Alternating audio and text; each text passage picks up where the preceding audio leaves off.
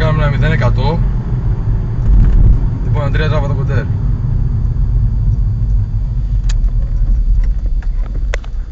Πιο από εδώ. Βάλτε το πιο εδώ, από εδώ βάλτε έτσι. Εδώ. Ναι. Έλα, βάλτε το από εδώ καλύτερα, έτσι ρε. Έτσι. Να φαίνεται το κοντέρ. Και δεν θα σε εμποδίσει το τιμόνι. Έτσι θα φαίνεται και τα δύο στροφόμενα. Εντάξει. Κράτα το καλά.